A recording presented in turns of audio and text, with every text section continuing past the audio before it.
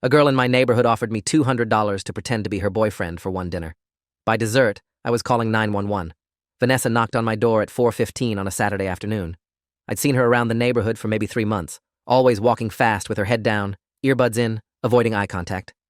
She was probably 19, same as me, with dark hair pulled back and nervous energy that made her hands shake.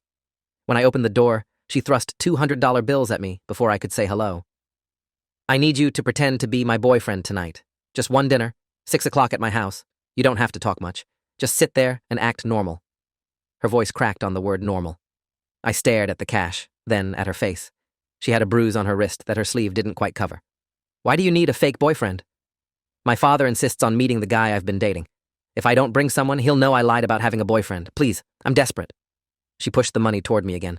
I should have said no, should have asked more questions.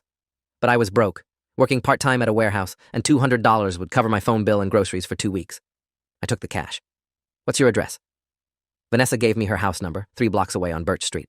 She told me to arrive exactly at 6, not earlier. To call her Nessa in front of her father. To say we'd been dating for 2 months. To agree with whatever she said and not contradict her about anything. The instructions came out fast and rehearsed. "What's your father's name?" "Victor Morales. He's a police lieutenant. He works night shifts mostly, but tonight he's home for dinner." Something in her voice made my stomach tighten. The way she said his name, flat and careful. "Is he strict?" "Just follow my lead. Don't ask him questions. Let him do the talking." She was already backing away from my door. 6 o'clock. Please don't be late."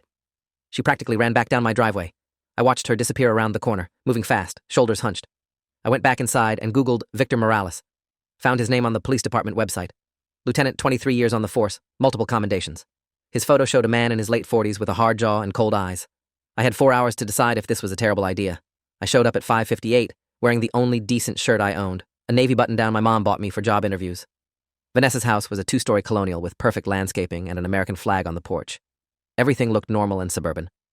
I rang the doorbell and Vanessa opened it immediately, pulling me inside before I could speak. "Thank you for coming. Remember, we've been dating 2 months. We met at the coffee shop on Main Street. You're studying business at community college. Don't mention the warehouse job." She was talking fast, adjusting my collar, checking my shirt for wrinkles. Up, close, I saw more bruises. One on her collarbone, another on her upper arm, finger-shaped. My chest went tight. "Nessa, are you okay?" "I'm fine. Just follow the plan." She grabbed my hand and led me toward the dining room. The house smelled like roasted chicken and something floral. Classical music played softly from hidden speakers. Everything looked expensive and carefully arranged. We entered the dining room and Victor Morales stood from the head of the table. He was bigger than his photo suggested, maybe 6'2", with broad shoulders and the posture of someone used to commanding rooms. He wore slacks and a polo shirt. His eyes locked onto me immediately, assessing, calculating. "Dad, this is Connor, my father." I extended my hand. Victor's grip was crushing, deliberate. He held eye contact too long, establishing dominance. "Connor, Vanessa's told me absolutely nothing about you. Let's fix that." His voice was smooth but had an edge underneath. "Sit down. Dinner's ready." We sat. Vanessa on one side, me next to her, Victor at the head. A woman's place was set, but empty. "Where's your mother?" I asked Vanessa. Victor answered for her. "My wife is visiting her sister in Pennsylvania. It's just us 3 tonight." He smiled, but it didn't reach his eyes. "Which means Vanessa has no one to hide behind if she's been lying to me." Vanessa's hand found mine under the table. Her palm was sweating. "I haven't been lying, Dad." "We'll see." Victor started serving chicken and roasted vegetables onto plates. "Connor, tell me about yourself. Where are you from? What do your parents do?" I repeated the story Vanessa had coached me on. Community college, business major, parents divorced, living alone in a rental near campus. Victor listened without interrupting, his face neutral. When I finished, he set down his fork. "And how did you meet my daughter?" I said coffee shop, 2 months ago, exactly as rehearsed. Victor nodded slowly. 2 months. That's interesting. Because 2 months ago, Vanessa told me she was spending all her time at the library studying for finals. She said she didn't have time for dating. She said she needed to focus on her grades. Vanessa's grip on my hand tightened. "I was studying. Connor and I just grabbed coffee a few times between study sessions." "Right. Coffee between study sessions." Victor took a bite of chicken, chewing slowly. "Connor, what's Vanessa's favorite coffee order?" I had no idea. Vanilla latte?" Vanessa jumped in. "I actually switched to caramel macchiatos last month. Connor's still getting used to my new order." Victor smiled. "How accommodating of him. Tell me, Connor, what are Vanessa's career plans? What does she want to do after college?" Another question I couldn't answer. Vanessa spoke before I could. "I've told you, Dad. I'm thinking about social work. You never mentioned that to Connor? Victor looked at me. She didn't tell you her career plans in 2 months of dating? The trap was closing. We mostly talk about other stuff. Movies, music, normal things. Normal things? Victor set down his utensils carefully. Let me tell you what I think is normal. Normal is a father meeting his daughter's boyfriend and getting straight answers. Normal is not some random kid showing up at my dinner table, clearly coached, clearly lying about knowing my daughter. The room went silent, except for the classical music still playing. Vanessa's hand was shaking in mine. Dad, please! How much did she pay you? Victor's voice cut through. What? How much did my daughter pay you to sit here and pretend to date her? His eyes were hard. She didn't pay me anything. Don't lie to a cop, kid. I've been interrogating liars for 20 years. You two have never been on a date. You can't answer basic questions about her. She's terrified right now, which means she knew this was going to fall apart. So I'll ask again. How much? I looked at Vanessa. Her face had gone pale. Victor stood up, his chair scraping against the floor. You know what I think? I think Vanessa invented a boyfriend because I told her she needed to start acting normal. Stop hiding in her room. Stop avoiding social situations. I said if she had a boyfriend, I'd like to meet him. So she panicked and hired some neighborhood kid to play pretend. He walked around the table toward us. The question is why? Why would my daughter lie to me? Why would she pay someone to sit at my dinner table? What is she so afraid of? Vanessa stood abruptly. I'm not afraid of anything. Connor and I are dating. You just don't believe me because you never believe anything I say. Sit down. Victor's voice dropped to a command. We're not done here. I don't want to eat anymore. Vanessa pulled me up with her. Connor and I are leaving. Connor can leave. You're staying. Victor moved between us and the door. We're going to have a conversation about lying and respect. I felt the situation shifting into something dangerous. Victor was blocking the exit, his body language aggressive. Vanessa was breathing too fast. Mr. Morales, maybe we should all just calm down. Did I ask you to speak? Victor turned his attention to me. You took money to lie to a police officer in his own home. That's fraud. That's criminal. I didn't. Yes, you did. I can see it on your face. Vanessa paid you and you agreed to this stupid plan. Now you're both going to deal with the consequences. Victor pulled out his phone. I'm calling this in. Fraud, conspiracy, maybe harassment, depending on how I write the report. Vanessa's voice broke. Dad, please don't. I'm sorry. I'll tell you the truth. Just don't call anyone. Too late for truth. Victor was already dialing. You made me look like a fool. You brought a stranger into my house to lie to me. There are consequences for that. I watched him call, his face calm, and realized he wasn't actually upset about the lie. He was enjoying this. The power. The control. Vanessa was shaking next to me, tears running down her face.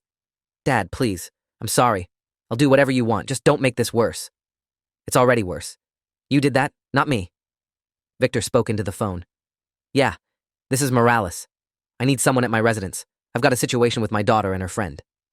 He gave the address and hung up. They'll be here in 10 minutes. We'll sort this out properly. Vanessa collapsed into her chair, head in her hands. I stood there frozen, trying to understand what was happening. Victor sat back down at the head of the table, completely composed. Finish your dinner. Might as well eat while we wait. He cut another piece of chicken. The casual cruelty of it hit me. He was treating this dinner, his daughter's terror, my confusion, as entertainment, something to control and manipulate.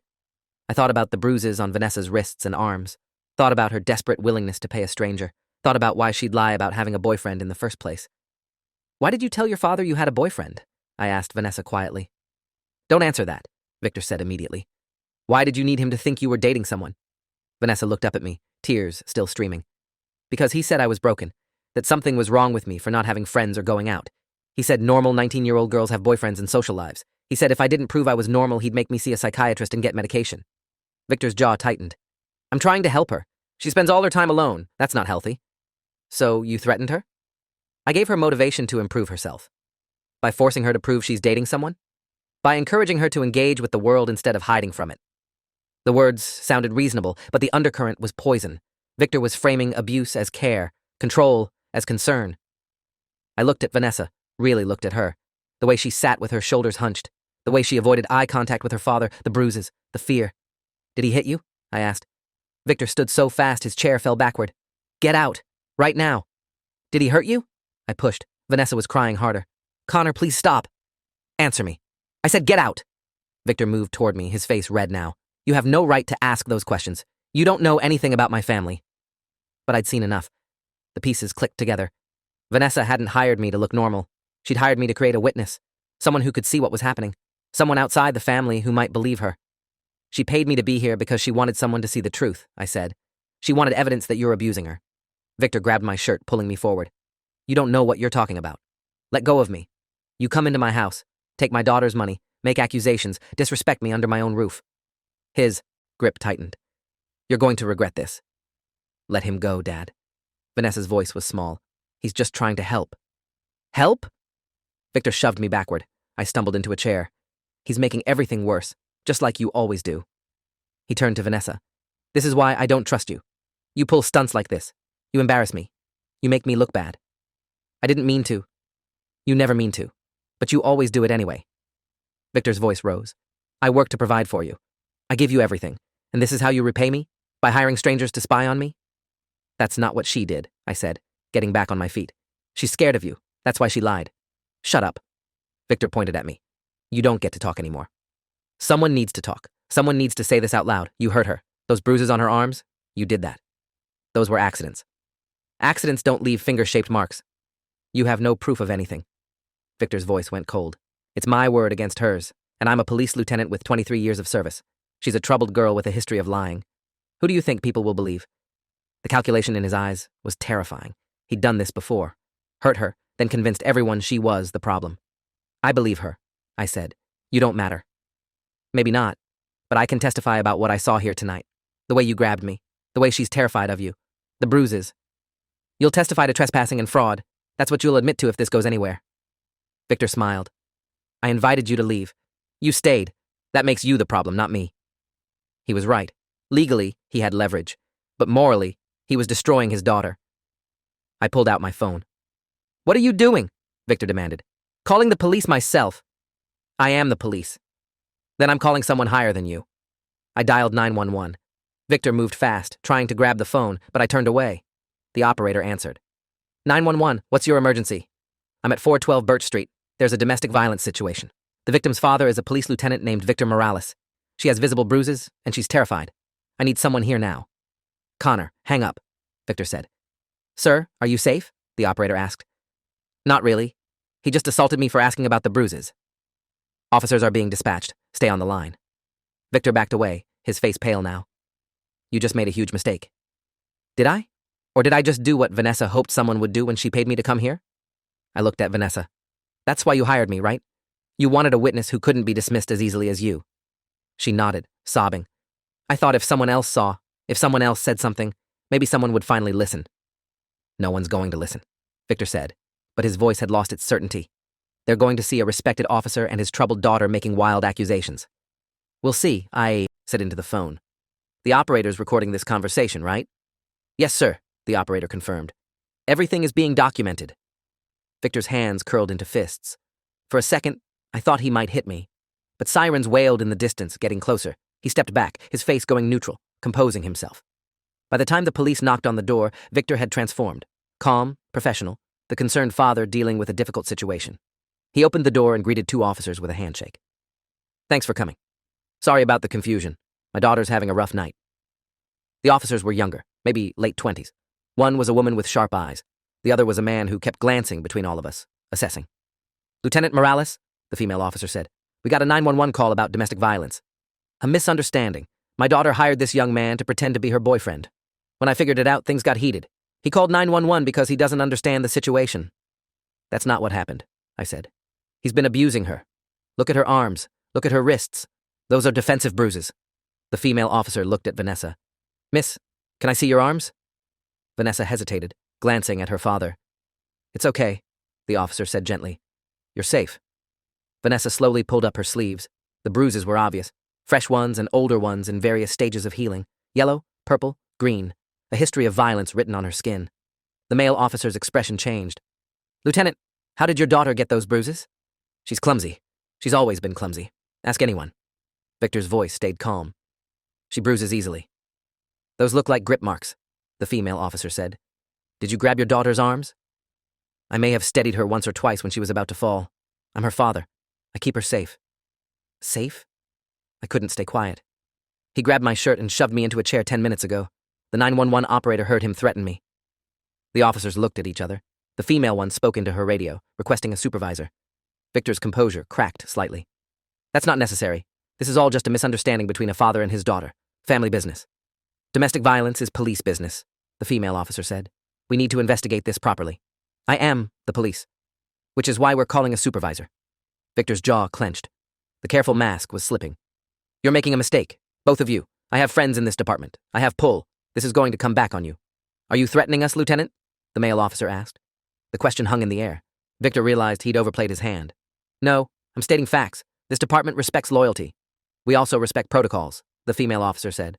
Right now, protocol says we investigate domestic violence complaints regardless of who's involved.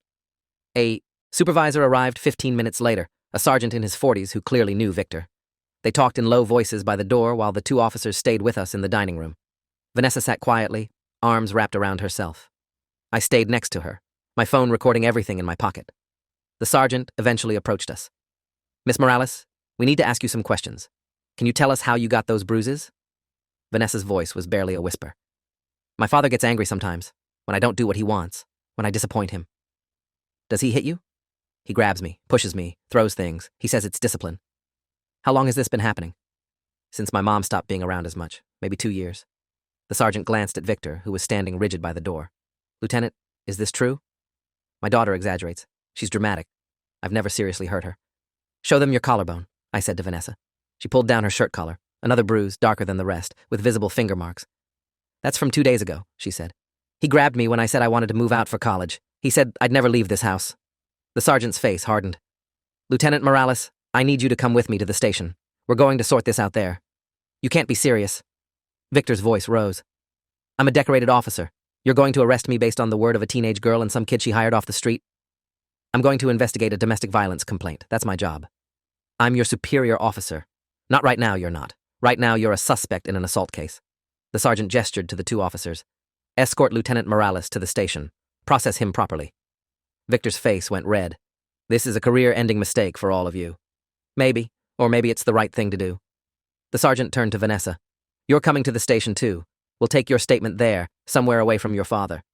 Victor lunged toward Vanessa. You ungrateful! The male officer grabbed him, pulling him back. Don't make this worse. Victor struggled for a second, then went still. The careful control reasserted itself. I want my lawyer. I'm not saying another word without representation. That's your right. The sergeant nodded to the officers. Take him in. They led Victor out in handcuffs. He stared at Vanessa the whole way, his eyes full of rage and betrayal. The front door closed, and the house felt different immediately. Lighter somehow, despite everything. The sergeant looked at me. You the boyfriend? Fake boyfriend. She hired me because she was desperate for someone to witness what was happening. Smart thinking on her part. Risky, but smart. He turned to Vanessa. You're going to need to give a full statement. Everything he's done. Dates, if you can remember them. Witnesses, if there are any. It's going to be hard. Vanessa nodded, wiping tears. I'll do it. I'm ready. Good. We'll also need photos of your injuries. Medical examination if you're willing. The more documentation, the stronger the case. We drove to the station in separate cars. Vanessa went with the sergeant. I followed with the female officer, who introduced herself as Officer Lisa Tran. You did the right thing calling 911, she said during the drive.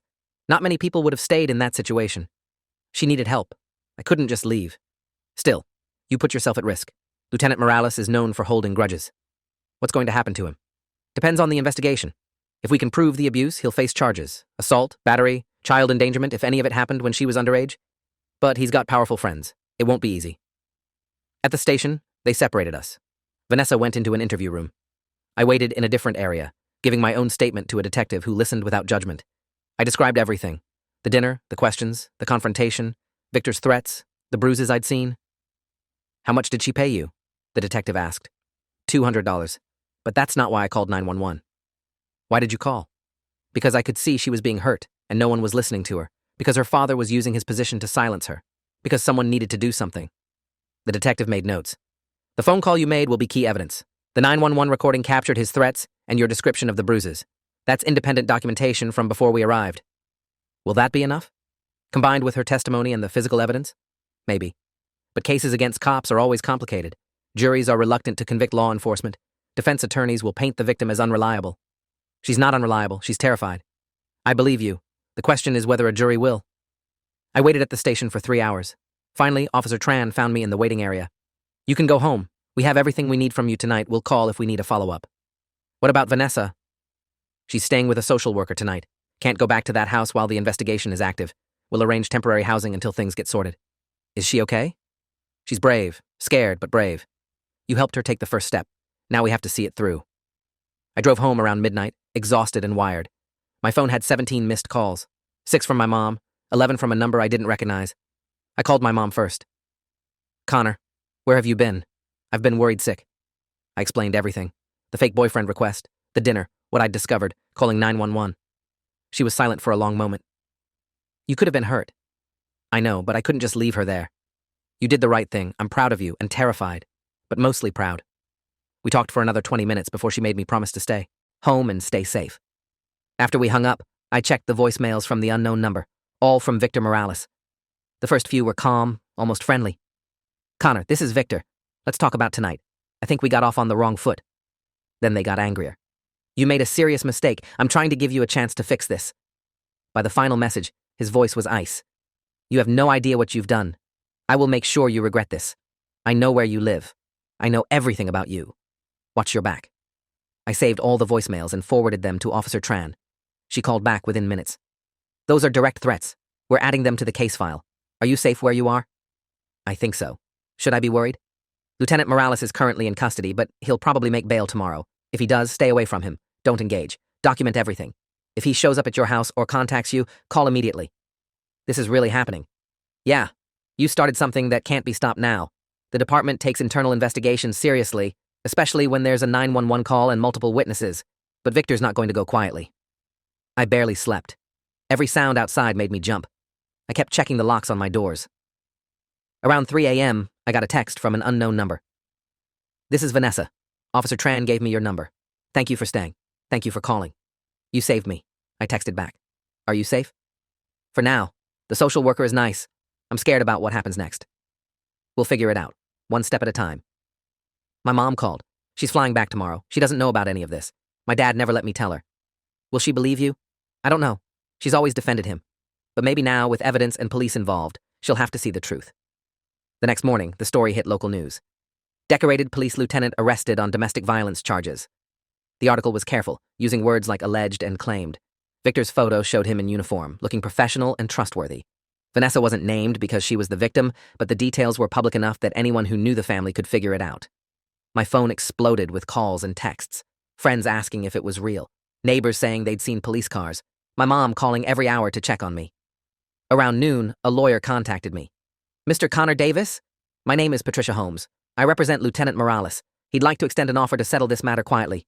"I'm not interested." "You haven't heard the offer. Lieutenant Morales is willing to overlook your trespassing and fraud if you recant your statement and admit you misunderstood the situation. He's also willing to compensate you for your trouble." "How much?" $10,000. Paid immediately. All you have to do is tell the police you were mistaken about what you saw." "I wasn't mistaken." "Everyone makes mistakes under stress. You were in an unfamiliar situation. You may have misinterpreted normal family discipline as something more sinister. There's nothing normal about bruises and threats. That's your interpretation. Others might see it differently. I'm not changing my statement. Think carefully. Lieutenant Morales has many friends in the police department and the legal community. Fighting him will be expensive and difficult. Taking the settlement would be easier for everyone. No, you're making this harder than it needs to be." "Good, it should be hard. What he did to his daughter shouldn't be easy to get away with." Patricia hung up without another word. 20 minutes later, Officer Tran called. "Did Morales' lawyer contact you?" "Yeah, offered me 10 grand to recant." "That's witness tampering. We're adding that to the charges. Do not communicate with her or anyone representing Morales." "Got it." "There's something else. Vanessa's mother arrived this morning. She's demanding to take Vanessa home. She says this is all a misunderstanding and her daughter needs to come back." "Can she do that?" "Not while the investigation is active. Child Services has placed a temporary hold on custody. Mrs. Morales is furious. She's threatening to sue the department." "Doesn't she care that her husband hurt their daughter?" "She claims it never happened. Says Vanessa is manipulative and makes up stories for attention. Says we're destroying a good man's reputation based on lies." My stomach sank. Vanessa had been right to worry her mother wouldn't believe her. What happens now? The investigation continues. We have physical evidence, your testimony, the 911 recording. Even if Mrs. Morales doesn't cooperate, we have enough to prosecute. Victor made bail that afternoon. $50,000, paid by his police union. Within an hour of his release, 3 cops showed up at my door. They weren't in uniform, but they made their connection to Victor obvious. "We're friends of Lieutenant Morales," the lead one said. He was in his 50s, built like a former linebacker. "We think you should reconsider your statement. Officer Tran said not to talk to anyone about this. We're not here officially. Just neighbors looking out for the neighborhood. You moved here, 6 months ago? You don't know how things work yet. I know calling 911 when someone's being hurt is the right thing to do. That's a very simple way to look at things. Reality is more complicated. Lieutenant Morales is a decorated officer. He's helped a lot of people, kept this community safe. You're accusing him of serious crimes based on one dinner where you admittedly lied about being his daughter's boyfriend. I saw the bruises. I heard the threats. Bruises happen. Teenagers are clumsy, and families argue. That's not abuse. That's life. Get off my property. We're trying to help you. You're new here. You don't understand the consequences of what you're doing. This community supports its police officers. If you continue down this path, you're going to find yourself very isolated. I'll take my chances. They left, but the message was clear. Victor had people willing to intimidate witnesses on his behalf. I called Officer Tran and reported the visit. She sounded exhausted when she answered. This is getting worse. 3 more officers have been implicated in witness intimidation. Internal Affairs is opening a full investigation into the entire precinct. How is Vanessa holding up? Not great. Her mother showed up at the social worker's office this morning. Vanessa agreed to meet with her. It didn't go well. What happened? Mrs. Morales blamed her for everything. Said Vanessa was ruining the family. Said she was being selfish and dramatic. Said if she'd just been a better daughter, none of this would have happened. That's terrible. It gets worse. Mrs. Morales is hiring her own lawyer. She's fighting for custody and threatening to sue anyone who keeps her from her daughter. Can she win? Legally, she has parental rights. If she can convince a judge that she's not a threat, she might get Vanessa back. And if Vanessa goes home, the pressure to drop the charges will be overwhelming. The preliminary hearing was scheduled for 3 weeks out. Victor's lawyer filed motions to suppress evidence, dismiss charges, and discredit witnesses. Patricia Holmes was expensive and aggressive. She filed a motion to exclude the 911 recording, claiming it violated Victor's rights. Another motion argued that my testimony should be inadmissible because I'd been paid to be there. The district attorney's office fought back, but the legal battle was brutal. I had to meet with prosecutors 4 times to prepare for testimony. They asked the same questions repeatedly, testing my memory, looking for inconsistencies. Victor's lawyer will try to tear you apart on the stand, the lead prosecutor warned. She'll say you were paid to lie, that you have a financial motive, that you misunderstood what you saw. I know what I saw. Knowing isn't enough. You have to convince a jury, and juries are sympathetic to police officers. 2 weeks before the hearing, someone broke into my car. They didn't steal anything, just left a note on the dashboard. Drop this, or things get worse. I reported it to Officer Tran. She arranged for patrol cars to drive past my house more frequently, but she couldn't provide full protection. I'm sorry, she said. We're stretched thin and half the department still supports Victor. I'm doing what I can. Vanessa texted me constantly during this time. Updates about her situation, fears about the hearing, gratitude for my help. I'm seeing a therapist now. She says I've been gaslighted for years, that my normal meter is completely broken. I didn't even realize how bad things were until you called 911. How are you doing otherwise? Scared. My mom wants me back home. She says I'm tearing the family apart. My dad's lawyers keep finding ways to delay everything. And I feel guilty for all the trouble this is causing you. Don't. This isn't your fault. I hired you. I dragged you into this. You asked for help. That's different. Thank you for not abandoning me when things got hard. Everyone else has. The preliminary hearing finally arrived. The courtroom was packed. Victor sat at the defense table in a suit, looking calm and professional. Patricia Holmes had prepared him well. He looked like the victim, not the perpetrator. Vanessa sat with the prosecutors, her mother conspicuously absent. Victor had convinced his wife to skip the hearing, keeping her away from testimony that might change her mind. I was called to testify first. Patricia Holmes stood to cross-examine after the prosecutor finished establishing the basic timeline. Mr. Davis, you were paid $200 to attend this dinner, correct? Yes. So you had a financial incentive to be there. I was broke. Vanessa needed help. The money was just compensation for my time. But you were essentially an actor, hired to play a role. I was there to pretend to be her boyfriend, yes. And you admit you lied to Lieutenant Morales about your relationship with his daughter. Yes, because Vanessa needed... Just answer yes or no. You lied to a police officer in his own home. Yes, but... No further questions. The judge allowed the prosecutor to redirect. Mr. Davis, why did you call 911? Because I saw evidence of abuse and I heard Victor Morales threaten his daughter and threaten me. I saw bruises that looked like grip marks. I heard him say no one would believe her. I heard him try to intimidate me into silence. Did you feel the situation was dangerous? Yes. Vanessa was terrified. Victor was out of control. I thought if I didn't do something, she'd continue being hurt. Vanessa testified next. She described years of abuse, escalating violence, isolation from friends and family. She showed her arms to the court, bruises still visible even weeks later. Patricia Holmes was ruthless during cross-examination. Miss Morales, you've had psychiatric evaluations in the past, correct? When I was younger, yes. You were diagnosed with anxiety and depression. Yes, because of my father's abuse. Or perhaps you're naturally prone to emotional instability, and these accusations are a manifestation of that instability. That's not... You've lied to your father before, correct? I had to lie to protect myself. So you admit you're a liar, when necessary for survival. Convenient. Tell me, how much did you pay Mr. Davis? $200. Where did you get that money? I've been saving from my part-time job. A job your father didn't want you to have, correct? He wanted to control my finances. Or he was concerned about you working too much while in school. Isn't it possible you misinterpreted his concern as control? Vanessa looked at the judge. He grabbed me so hard he left bruises. He pushed me into walls. He told me I'd never escape him. That's not concern, that's abuse. The medical examiner testified about the bruises. Photographs showed clear patterns of violence. But Patricia argued bruises could come from anywhere. Sports, accidents, self-harm. You can't prove these came from Lieutenant Morales specifically, she said. The 911 recording played in court, my voice describing the situation, Victor's threats in the background. But Patricia moved to suppress it, arguing I'd initiated the call without Victor's knowledge. The judge took 2 days to rule. When we returned to court, she looked exhausted. This case presents difficult questions about credibility and evidence. Lieutenant Morales is a respected officer with no prior complaints of domestic violence. However, the physical evidence, the 911 call, and Miss Morales' testimony create reasonable suspicion of abuse. I'm ordering this case to proceed to trial. Lieutenant Morales will remain free on bail, but he's ordered to have no contact with his daughter or Mr. Davis. Violation will result in immediate incarceration. Victor's face stayed neutral, but his jaw clenched. Patricia immediately filed appeals. Victor walked past me in the courthouse hallway after the hearing. He leaned close, voice low enough only I could hear. You're a dead man. You just don't know it yet. Officer Tran was right behind him. That's a direct threat, Lieutenant. I'm reporting this. I said no such thing. Mr. Davis must have misheard. Victor smiled and walked away. The trial was set for 6 weeks out. During that time, the pressure intensified. Someone slashed my tires.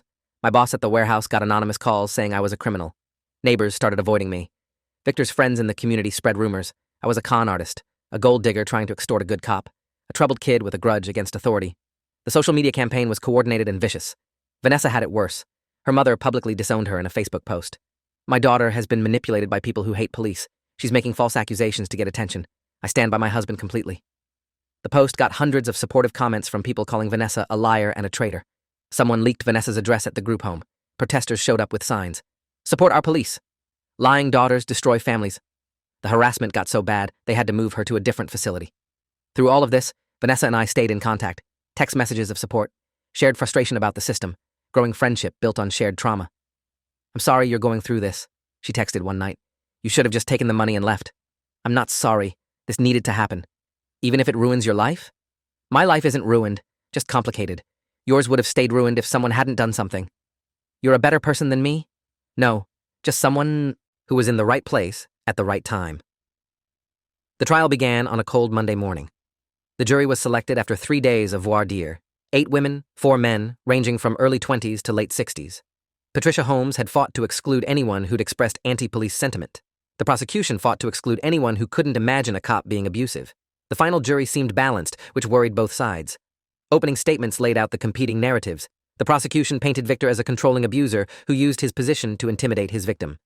The defense painted Vanessa as a troubled girl, manipulated by outside forces. I testified for 6 hours across 2 days. Patricia hammered every inconsistency, every moment of uncertainty, every admission that I'd been paid to be there. But the prosecutor kept bringing it back to what I'd witnessed. The bruises, the threats. Victor's attempt to silence his daughter. Vanessa's testimony was devastating. She described specific incidents of abuse over 4 years. Times Victor had hit her, pushed her, choked her. Times he'd destroyed her belongings as punishment. Times he'd threatened to make her disappear if she told anyone. He said no one would believe me. He said he was a police officer and I was nobody. He said he could make any story he wanted and people would accept it because he had the badge and I had nothing. The jury listened intently. Several jurors looked uncomfortable. Medical experts testified about the bruises and their likely causes. Defense experts tried to undermine them, suggesting alternative explanations. Character witnesses testified for both sides. Victor's fellow officers praised him. Vanessa's therapist described severe trauma consistent with long-term abuse. The trial lasted 3 weeks. The jury deliberated for 4 days. We waited in a conference room at the courthouse. Vanessa paced constantly. I tried to read but couldn't focus. Officer Tran checked in hourly with updates. The fact that they're taking this long is actually good, she said. Quick verdicts usually favor the defense. They're really considering the evidence. On day 4, the bailiff called us back. The jury had reached a verdict. The courtroom filled quickly. Victor sat at the defense table, his face unreadable. The judge asked the jury foreman to stand. On the count of assault in the second degree, how do you find? Guilty. Vanessa gasped. I grabbed her hand. The foreman continued. On the count of battery, guilty. On the count of child endangerment, guilty. On the count of witness intimidation, guilty. Victor's face crumbled. Patricia immediately requested a mistrial. The judge denied it. Mr. Morales, you've been found guilty on all counts. Sentencing will be in 2 weeks. Until then, you're remanded to custody. The bailiffs moved toward Victor. He stood slowly, looking at Vanessa one last time. You destroyed our family, he said. You destroyed it yourself, she replied. Victor was handcuffed and led away. The courtroom erupted in chaos. Victor's supporters yelling about injustice, Vanessa's advocates celebrating, police officers looking stunned. Officer Tran hugged Vanessa. You did it. You testified, you survived, and you won. Vanessa was crying. It doesn't feel like winning. It will, eventually. Sentencing came 2 weeks later. The judge heard impact statements from both sides. Victor's lawyers presented letters from fellow officers, community members, church leaders, all describing him as a good man who'd made mistakes. Vanessa read her own statement. My father taught me that power matters more than truth, that authority can silence victims, that a badge means you can hurt people without consequences. I hope this sentence teaches him something different. I hope it shows that eventually, truth matters, that victims deserve to be heard, that no one is above accountability, not even police officers. The judge sentenced Victor to 8 years in prison. He'd serve at least 6 before parole eligibility. He was also stripped of his pension and permanently barred from law enforcement. Victor's face stayed blank as he was led away. Outside the courthouse, reporters swarmed us. Vanessa read a prepared statement. I'm grateful to Connor Davis for having the courage to call 911 when he saw me being hurt. I'm grateful to the prosecutors and police officers who believed me. I'm grateful to the jury for listening to the evidence. Most of all, I hope other victims see this verdict and know it's possible to escape abuse, even when your abuser seems untouchable. We walked away from the cameras together. What happens now? I asked. I move on. Therapy, college, building a life that's actually mine. My mom's lawyer is contesting my dad's assets, but I don't care about that. I just want to be free. You are free. Because you stayed at that dinner, because you called 911, because you testified even when it got hard. She turned to face me. You saved my life, Connor. I'll never be able to repay that. You already did. You gave me $200. She laughed, the first genuine laugh I'd heard from her. Best money I ever spent. We kept in touch after the trial. Text messages that became regular calls, calls that became coffee meetings, coffee that became real friendship. Vanessa enrolled in college 3 hours away, studying social work. She wanted to help other victims escape situations like hers. I finished community college and got a better job. Moved to a neighborhood where Victor's friends couldn't find me.